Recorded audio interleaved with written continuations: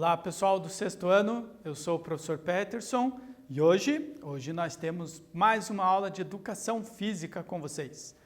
Vamos aproveitar e dar um oi para o Cadu? Tudo bem, Cadu? Muito bem, como vocês sabem, o Cadu vai nos ajudar com a interpretação da nossa aula em Libras. Também não podemos deixar de lembrar vocês, se você está assistindo a aula pela TV e não tem acesso à internet, não esqueça, entre em contato com a sua escola e verifique lá como que você deve fazer, qual o procedimento com as suas atividades impressas. Se você tem acesso à internet e está acessando também o Google Classroom, então não se esqueça de realizar a atividade obrigatória. É ela que vai garantir a sua presença na nossa aula, ok? E outra dica que eu dou, procure fazer as atividades no mesmo dia ou no máximo no dia seguinte. Assim, você não vai ficar acumulando muito trabalho. Bora para a nossa aula, então? Vocês lembram que na aula passada nós tratamos e iniciamos um novo conteúdo. A gente começou a falar dos esportes de marca. Vamos relembrar um pouquinho o que são esses esportes?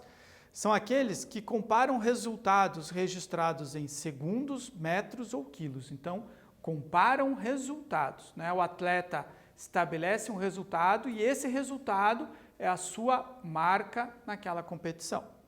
Os esportes de marca são aqueles que melhor retratam o lema olímpico, Sitius, Altius e Fortius, né? O mais rápido, o mais alto e o mais forte.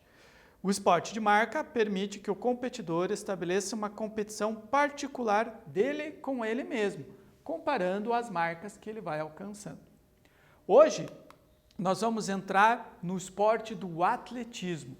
E mais especificamente hoje, nessa aula, nós vamos falar das corridas do atletismo, que são muitas. Então, a gente vai ter que correr bastante para vencer todas. Então, olha lá. O atletismo, fundamentado em movimentos naturais do ser humano, correr, saltar e arremessar. O atletismo reproduz ações de sobrevivência. Sobrevivência de quem? Lá do homem primitivo. Então, correr, saltar e arremessar eram habilidades que o homem primitivo tinha que possuir para ele poder sobreviver. Por isso que nós falamos que ele reproduz atividades de sobrevivência. O atletismo esteve presente nos Jogos Olímpicos desde a antiguidade, daqueles jogos mais antigos mesmo, antes do Barão de Coubertin, certo? Antes do Barão. Então, acredita-se que em 776 a.C., Córrebus de Elis se tornaria o primeiro campeão olímpico ao vencer uma prova chamada Stadium, numa corrida que tinha um percurso de 192 metros. Essa corrida não existe mais, tá? Ela é naquele bloco de Jogos Olímpicos gregos antiguíssimos, tá bom? O esporte, o atletismo todo, ele está dividido em provas de pista, provas de campo, provas de rua e provas combinadas. Hoje nós vamos tratar das provas de pista, de rua, certo? Nosso primeiro exercício, então. Que movimentos naturais da humanidade estão presentes no atletismo? Quais são aqueles movimentos que são naturais do ser humano, né? São naturais para o nosso corpo executá-los e que estão presentes nas competições de atletismo. Então, lá, ó, jogar e pegar, correr, saltar e arremessar, comer e dormir ou andar e nadar. Então, vocês terão um tempinho para responder, lembrando que esse tempinho agora é bem mais rápido, hein? Daqui a pouquinho nós voltamos.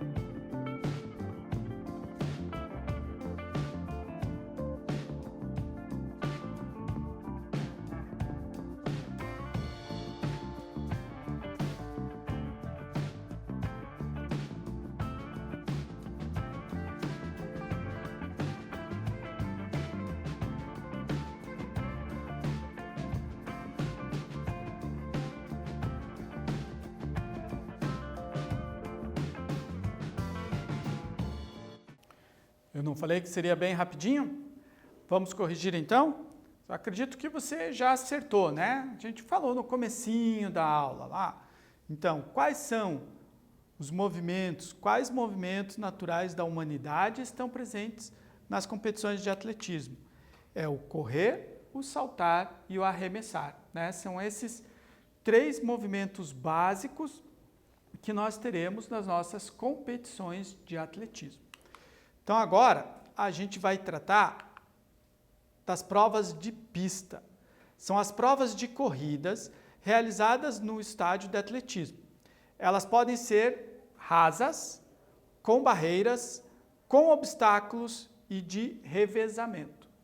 E ainda a gente tem a prova de rua, que são as provas realizadas fora do estádio do atletismo, que são as provas de marcha atlética e de maratona. Vamos ver cada uma? Então, primeiro vamos falar da pista. A pista de atletismo. Uma pista oficial de atletismo é constituída de 2 retas e 2 curvas, conhecidas como meia-lua. 8 raias, cada uma com 1,22 metros de largura, tá? E as raias são os caminhos aonde os atletas têm que percorrer algumas provas, tá? A largura total da pista, contando as 8 raias, ela tem que ser de no mínimo 10 metros.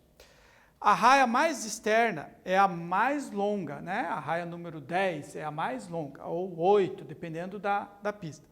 Nessa raia, a medida, se der uma volta nessa raia mais longa, a pista vai medir 449 metros.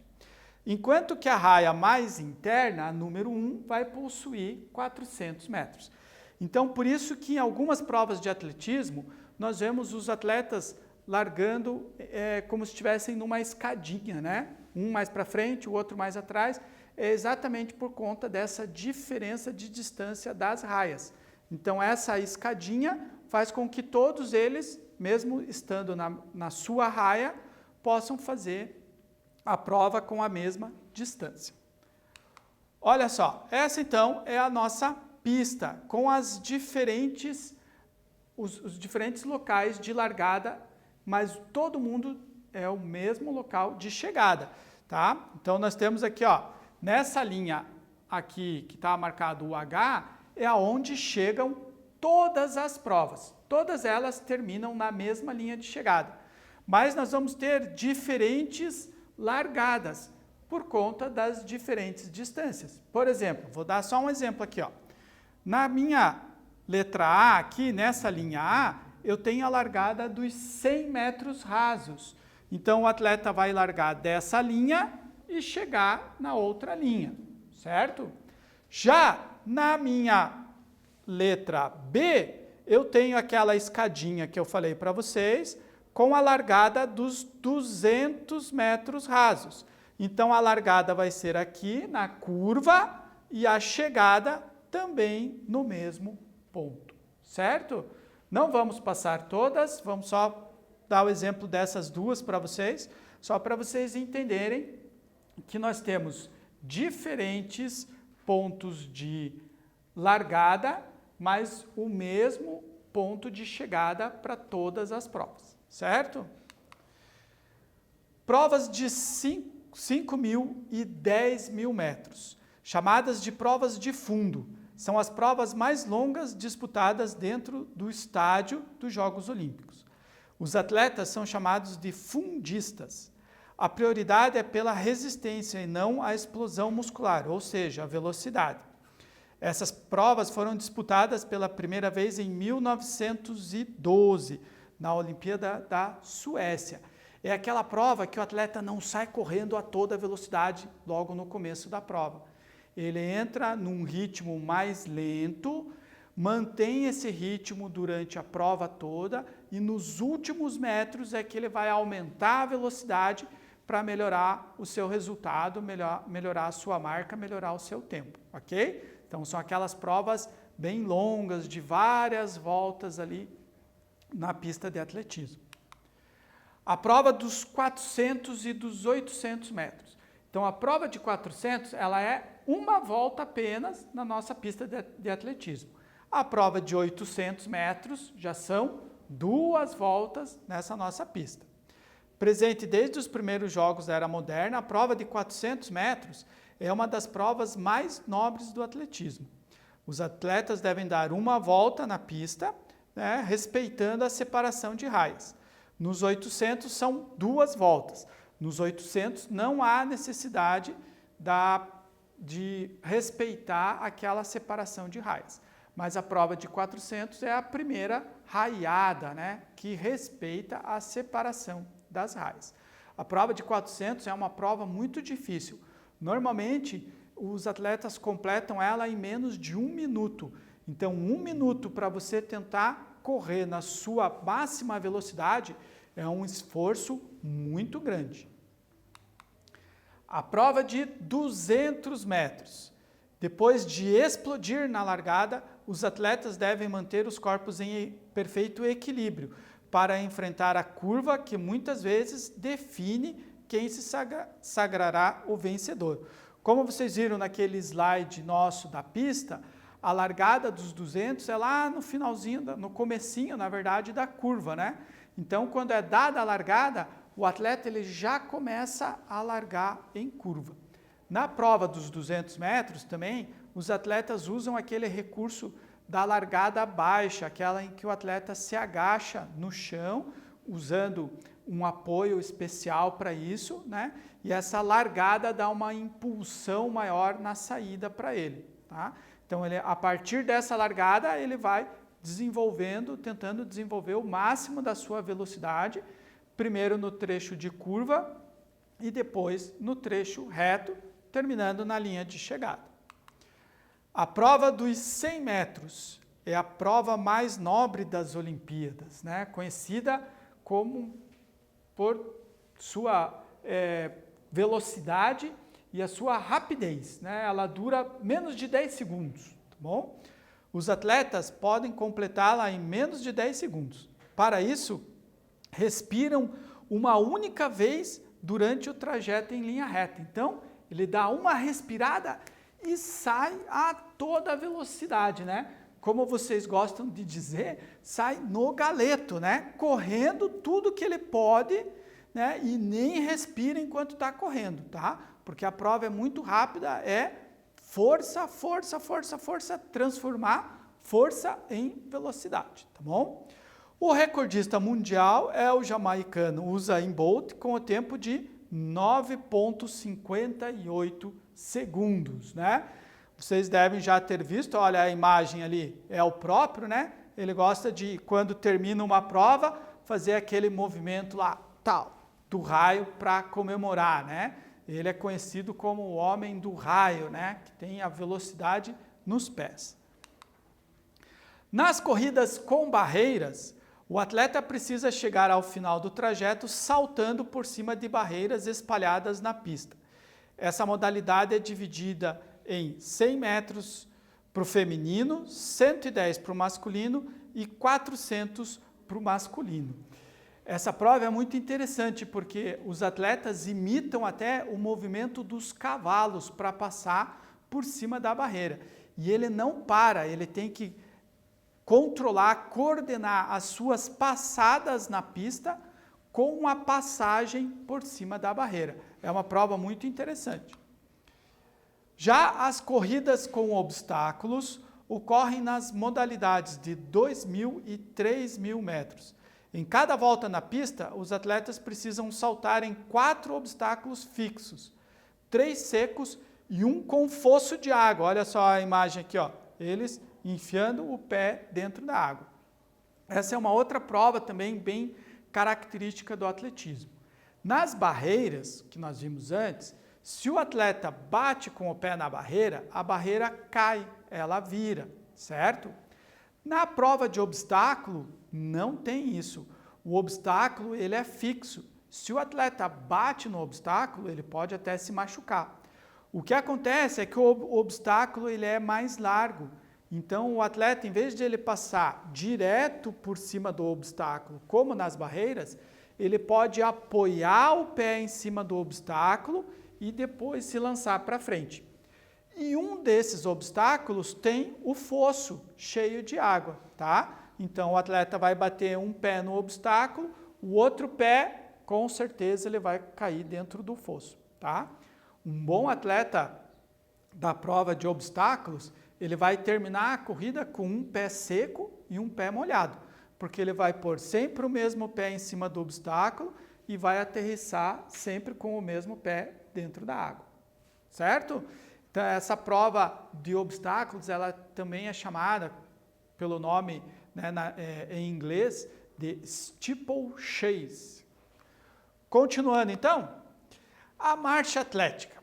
A marcha atlética é uma prova muito curiosa por conta de uma regra que ela possui, tá? Ela é executada como uma progressão de passos e não tanto de uma corrida. A prova é dividida em 20 quilômetros, disputado no feminino e no masculino, e 50 quilômetros só para o masculino. A regra exige que o atleta mantenha sempre um dos pés apoiado no chão. Para isso, o competidor precisa flexionar lateralmente o seu quadril. Por quê?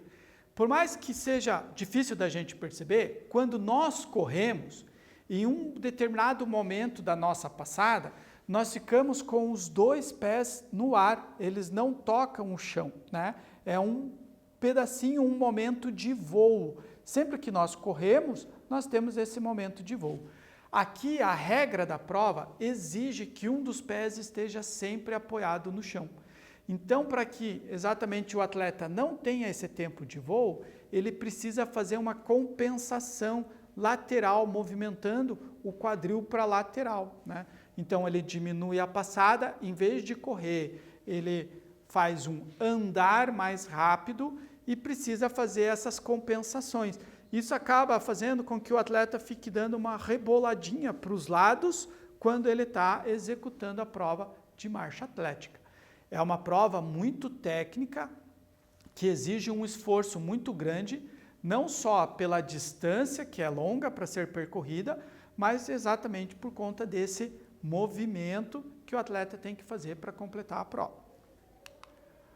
E as provas de revezamento. As provas de revezamento são as únicas provas coletivas no atletismo, tá? Todas as demais, o atleta, ele disputa individualmente. No revezamento, a disputa se dará por equipes. Então, ocorre nas modalidades de 4 por 100 e 4 por 400. São as únicas provas por equipes. Cada atleta deve percorrer uma fração da distância total da prova. Então, por exemplo, na prova de 4 por 100, cada atleta vai percorrer 100 metros. Na prova de 4 por 400, cada atleta vai percorrer 400 metros.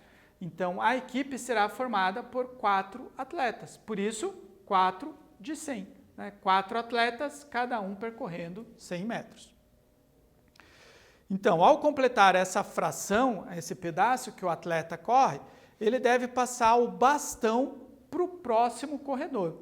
Mas uma coisa interessante, ó, a passagem do bastão é realizada em movimento. Se a equipe derrubar o bastão, ela será desclassificada. Então, o atleta que vai receber o bastão, ele não fica parado esperando o outro chegar e entregar o bastão para ele daí ele começar a correr. Ele já começa a correr antes. Quando o colega dele chega e passa o bastão, os dois estão em movimento. Então, tem que haver muita sincronia nessa passagem de bastão. Porque se eles errarem e deixarem o bastão cair no chão, a equipe toda está desclassificada, tá? Então, nas corridas de revezamento, a passagem do bastão, ela tem que ser muito bem treinada, né? Para que todos consigam executar assim, sem nenhum erro. E a maratona? A maratona é uma prova que ela tem vida própria, uma história própria dentro do atletismo, tá? A maratona, segundo a lenda, no ano de 490 a.C., Peidípedes correu aproximadamente 40 quilômetros, fazendo o percurso da planície de Maratona até Atenas, para dar uma boa notícia. Os gregos haviam vencido os persas. Então havia uma guerra entre gregos e persas. Os gregos venceram. Então esse soldado grego correu da onde foi a batalha até a cidade de Atenas para dar a notícia de que eles haviam vencido. E nesse percurso ele atravessa uma planície grega na Grécia chamada Planície de Maratona. Tá? Segundo a história, quando ele chegou, ele só teve fôlego para pronunciar vencemos e acabou caindo morto por conta, né, do esforço que ele fez nesse percurso de corrida. Desde então, a prova da maratona ela é a prova que fecha o calendário do atletismo nas Olimpíadas e nas competições internacionais. Tá? Então, a maratona é a corrida mais longa do atletismo. Corrida. Nós vimos que a marcha atlética ela tem 50 quilômetros, uma distância maior do que a maratona, mas ela não é uma corrida, né? Nós vimos que ela é um caminhar, tá? Então, são 42,195 quilômetros, 42 quilômetros mais 195 metros, de muito esforço, desgaste, dificuldade e resistência. Historicamente, é a última e mais emocionante prova dos Jogos Olímpicos. Normalmente, inclusive, o campeão da maratona recebia as medalhas no início do encerramento das Olimpíadas, da festa de encerramento das Olimpíadas, ok? Vamos então para o nosso segundo exercício. Qual das provas aqui não é uma corrida do tipo rasa, tá? Não é uma corrida rasa. 800 metros, 10 mil metros, 200 metros ou 110 metros com barreiras. É rápido, hein? A gente volta daqui a pouquinho.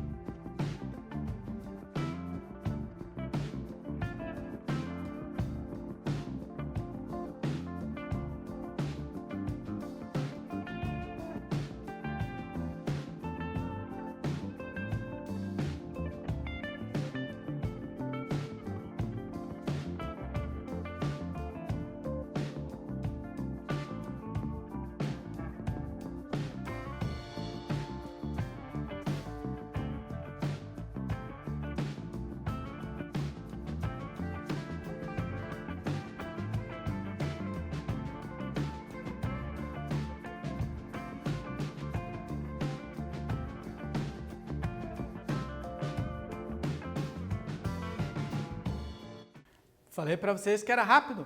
Vamos ver então? Claro que é o 110 com barreiras, né? Essa é a única prova que não é, dessas que estão aqui, não é uma prova do tipo rasa, ela é uma prova com barreiras.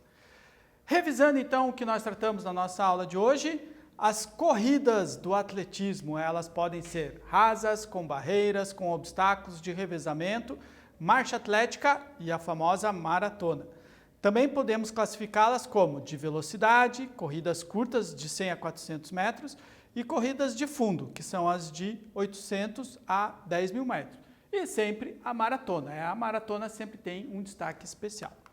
E por fim, vou deixar aqui duas dicas para vocês, de dois vídeos lá do YouTube, um que explica um pouquinho melhor como que é essa divisão das corridas no atletismo e outra que fala um pouco mais da história do atletismo em geral, não só das corridas, ok?